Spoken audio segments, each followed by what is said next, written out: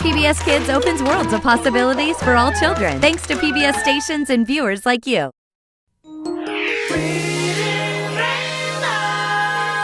Butterfly in the sky, I can go twice as high. Take a look, it's in a book, a reading rainbow. I can go anywhere. Friends to know and ways to grow. A reading rainbow. I can be anything. Take a look, it's in a book, a reading rainbow. Reading rainbow.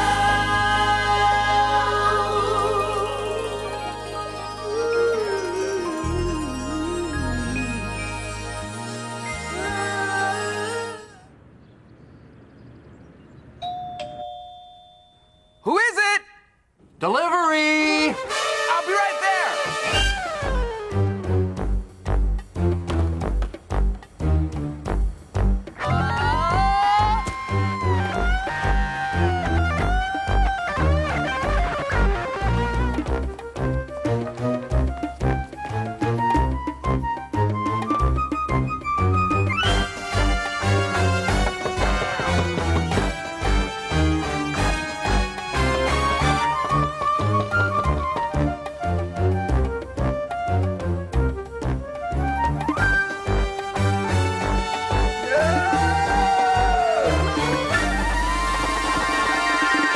Come in! LeVar? Over here! Oh, well, I have another package for you from Hats for You. Great! Can you open it for me? I think it's going to be a little too big. No, it won't. The catalog said one size fits all. Okay.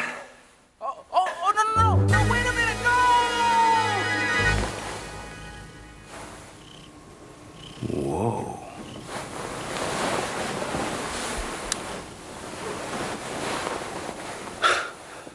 What a dream. I dreamt I was really small. And because I was so small, everything else seemed really big. My hat, my cat, even my slippers were big enough to be boats. Whew.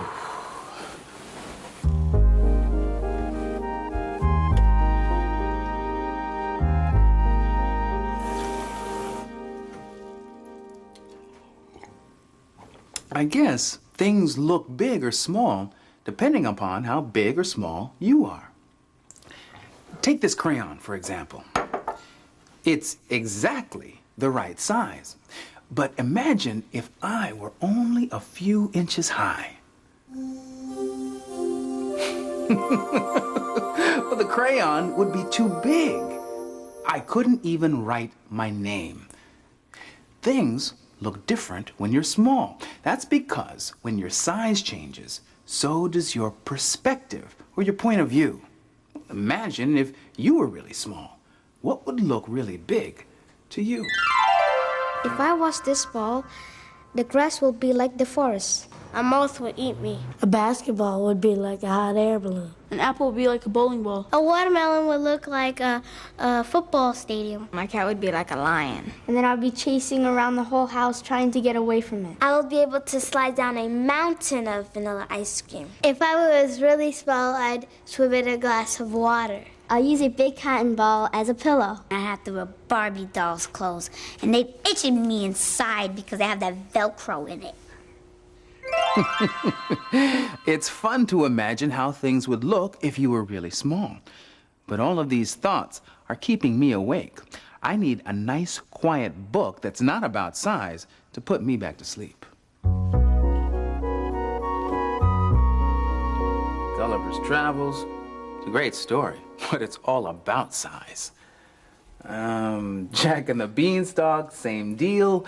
Truth is, I like books about size, so I've got a bunch of them. Perfect. This is a story about two lizards who are very, very small. Well, it's not that they're so small exactly. It's just that they look small compared to all the other guests at Hotel Animal. Hotel Animal. Story and pictures by Keith Duquette. Read by John Cunningham. Camille and Leon Lizardo owned the local insect market.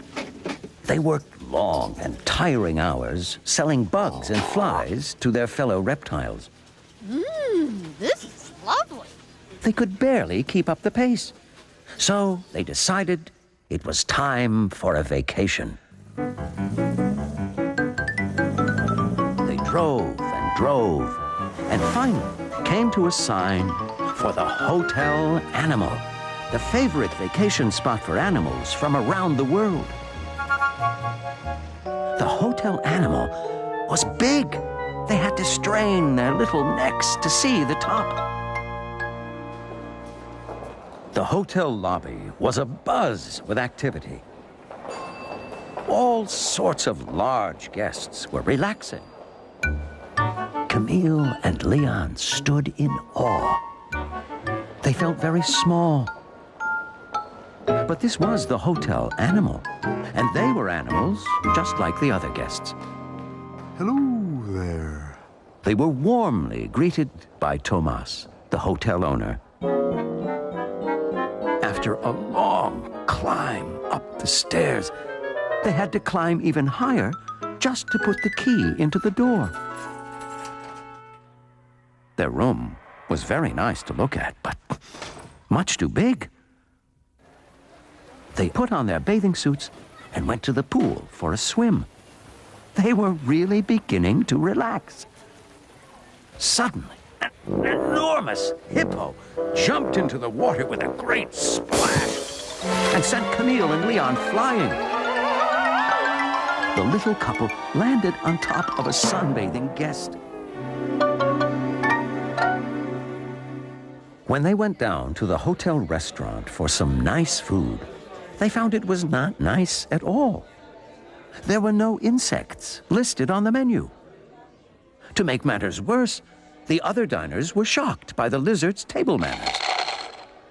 Well, I never. Yeah.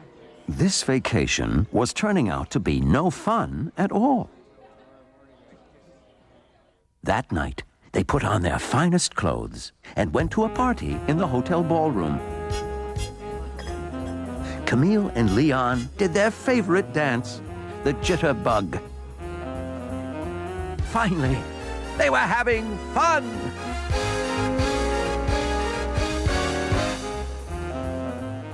But all of a sudden, the dance floor was crowded with guests who danced rumbas and waltzes and separated little Camille from tiny Leon. A ribbon from a balloon tangled around Camille's waist and lifted her off the floor. She yelled, "Leon!" as loud as she could, but no one heard. She rose higher and higher above the dancing crowd. Everyone looked so small, but Leon was by far the smallest. Up and up Camille went until she heard a loud pop. Way above the dance floor, Camille held on for dear life. She pulled herself with all of her strength through a tiny hole in the ceiling. Camille sat all alone in the dark attic. She might have been very little, but her fear was very big.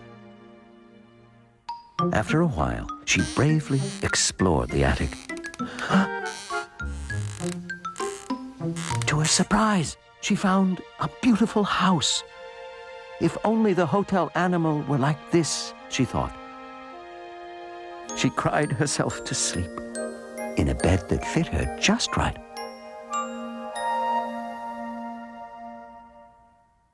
Meanwhile, back downstairs, everyone pitched in to find the missing guest, but she was nowhere to be seen.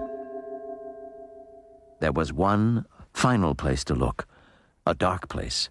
It was a place that even Tomas, big Tomas, was frightened of. They went through a trapdoor into the attic. The creaking noises of the old attic floor woke Camille from her sleep. She hid under the covers.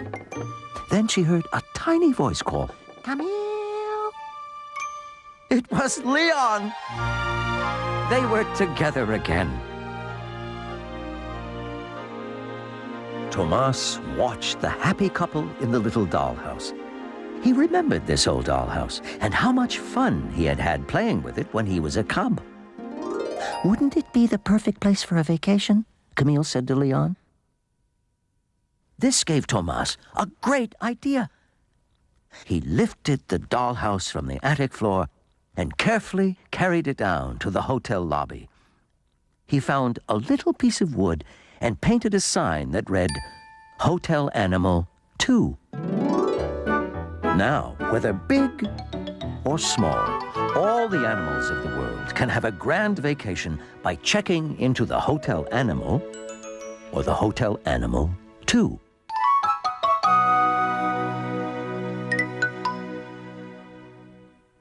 The lizards found a place that was just right for them. It was like the hotel animal, only smaller, a scaled-down version. When you scale things down or up, you need one important tool: mathematical know-how. Once you know math, you can build things to any size you want.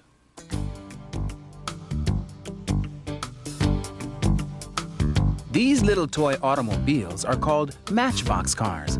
They're just like real cars, only miniatures, exactly the right size for kids to play with. They're made by a team of experts who mix math and mechanics to make miniatures. Okay, guys, look, we've got one car to pick for this line for next year. Now, what's it going to be? If it's new and it's cool, we want to make a matchbox car that looks just like it. So what do you guys think we ought to do?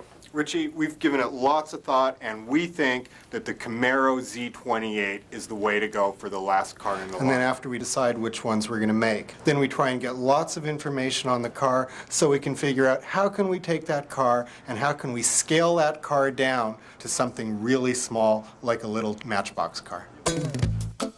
To scale something down, you need to know its exact measurements. So the Matchbox designers start by examining the real car. They gather detailed information about it and take photos so they can make a precise copy or model.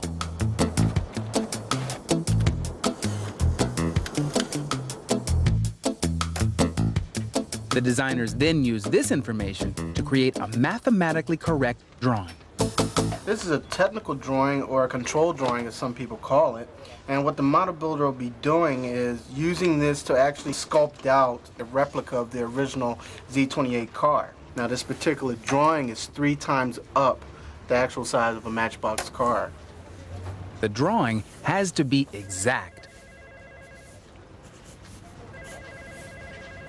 The designers use it to make 2 different sized models. The designers start with the full-size car and then make the first model, which they use to plan all the details for the matchbox car. Then the model is scaled down 3 times to the size of a matchbox car. It has all the original details of the real full-size automobile, but it's 63 times smaller.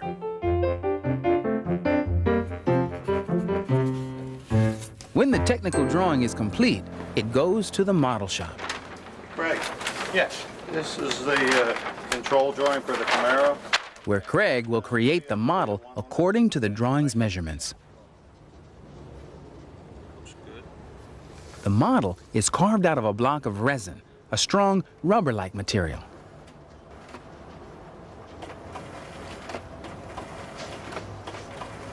Craig traces the car's shape using a plastic stencil or template. This will guide him when he carves on the milling machine.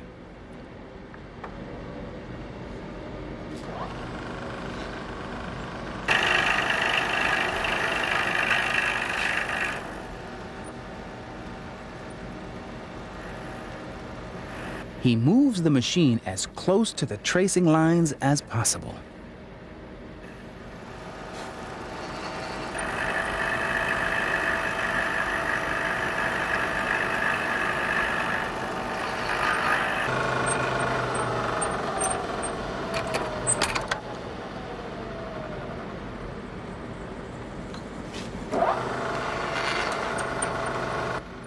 Inch by inch, detail by detail, Craig carves out the shape of the Camaro.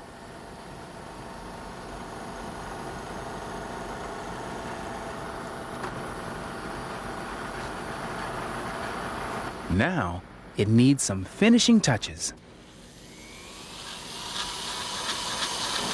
I do the fine detail work by hand. I use a small hand tool. It sounds kind of like a dentist drill.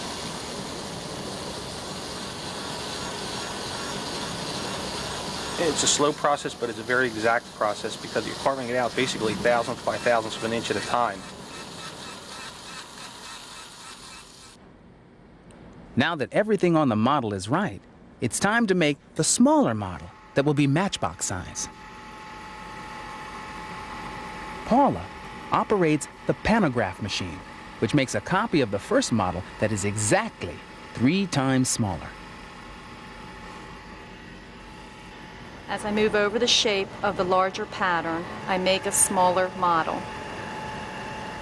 This machine is very similar to the one that locksmiths use. Their machine copies keys, my machine makes models. It's just like tracing. I'm constantly watching the pattern and the model.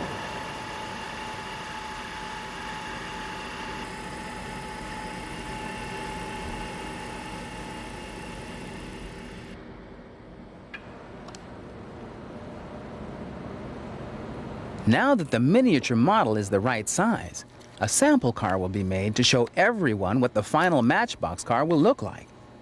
The sample is created by making a mold that's hollow, with room for windows and wheels and doors.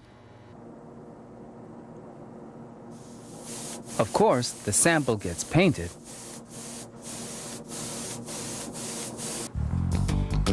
And all the parts are added in.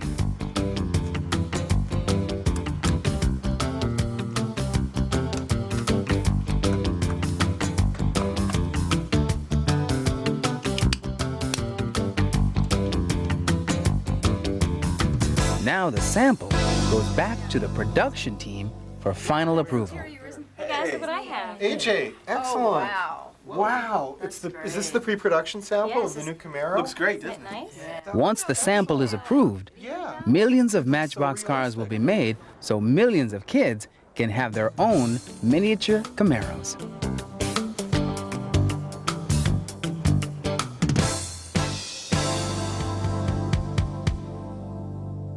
Well, I too have been building something. A huge sandwich. Because if I can't sleep, I might as well eat. And this sandwich should certainly fill me up. But it wouldn't if I were really big. And it would never be enough if there were 2 of me. Then I'd need 2 sandwiches. And if there were 3 of me, then I'd need 3 sandwiches. And to figure out how much food I'd need, I'd use math. Here at Hero Boy in New York City, Luigi counts on math every day to calculate how much stuff to stuff into his famous 6-foot hero. This sandwich feeds 40 hungry people if Luigi adds up everything right. 1, 2, 20, 30. Oh, plus more stuff, and more, and more. But before Luigi can make a 6-foot sandwich, he needs a 6-foot roll to put it on. So he orders one from a special bakery called Trio's French Bakery. Now the bakers at Trio's start by kneading a little dough. Then they turn the little dough into a lot of dough by putting it through the wringer. And here it comes, nice and flat. But wait, it still isn't big enough. So the baker stretches the dough, making it grow. He pats it down and prepares it to become a roll by folding up the sides.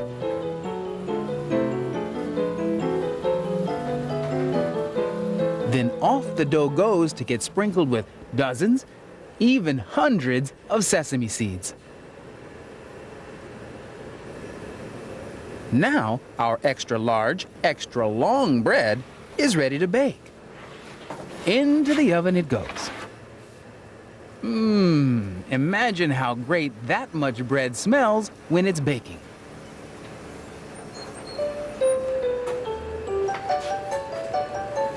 And now, here comes the biggest roll you've probably ever seen in your life. But is it exactly the right length? 6 foot. All right, Luigi. But as everyone knows, a hero cannot live on bread alone. You have to put lots of stuff in it. At Hero Boy, they start with Swiss cheese. They put a chunk in the slicer and slice up a few slices. Well, maybe more than a few slices. In fact, they slice up to 12 pounds of Swiss cheese. And bumpity-bump, it all goes on the sandwich. Next, Luigi adds some ham. He figures out that 32 slices should just about do it. Now, a few lettuce leaves would be nice. And for a 6-foot hero, Luigi uses the whole head. And what's a hero without tomatoes? 1, 4, 20, 30, 50, 52 slices of tomatoes. And now, more meat. Meat, meat, meat. Meet the hero that's made of meat. You aren't going to believe how much meat and cheese goes on this sandwich. It gets 24 slices of prosciutto, 35 slices of mortadella, 44 of Genoa salami, 36 of provolone, and 40 slices of cooked salami. Then it's topped off with a few pounds of roasted peppers. This could make anyone hungry. Oh, Luigi is happy now. He puts the top back on and, mamma mia, that's one big sandwich. Now, thanks to math and more than a few cold cuts, 40 people will feast on this delicious 6-foot hero.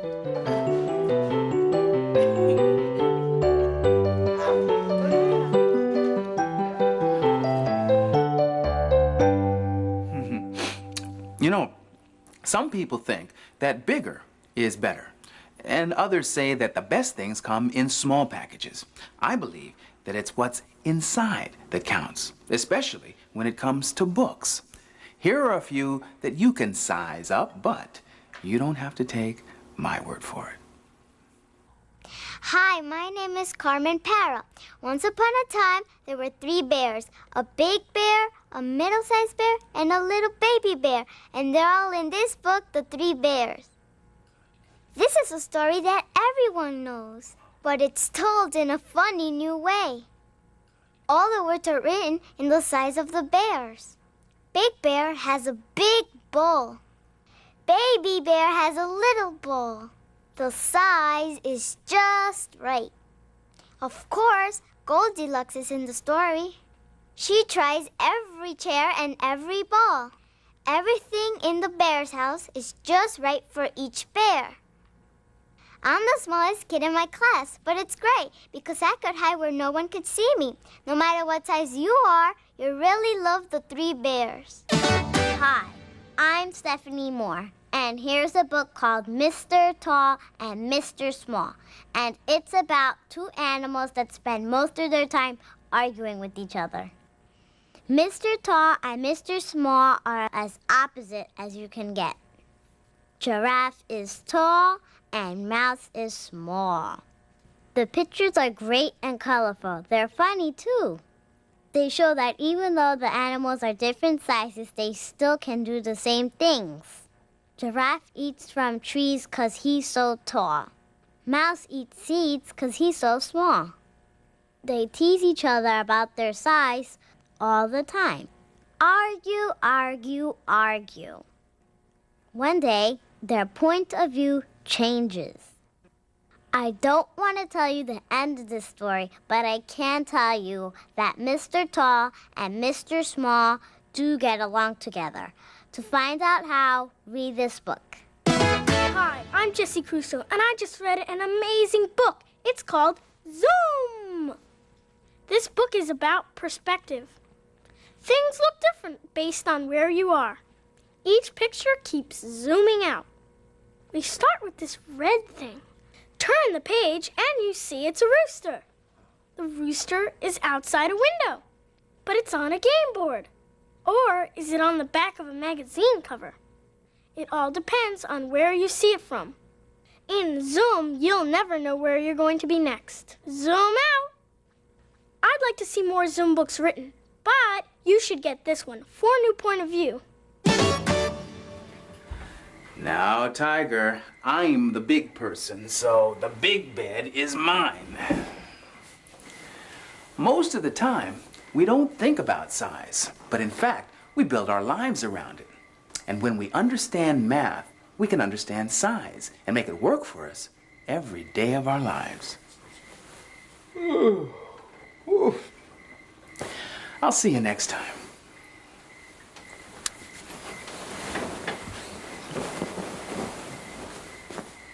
Good night, Tiger.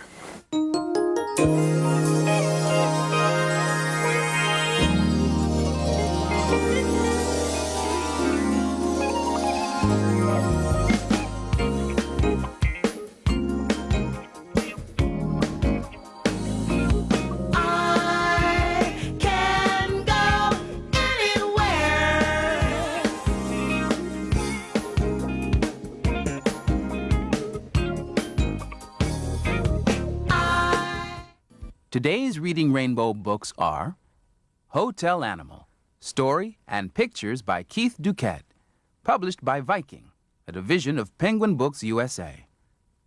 Mr. Tall and Mr. Small, by Barbara Brenner, illustrations by Mike Sheenan, published by Henry Holt and Company. The Three Bears, by Paul Galdone, published by Clarion Books, an imprint of Houghton Mifflin Company. Zoom, by Istvan Banyai, published by Viking, a division of Penguin Books USA.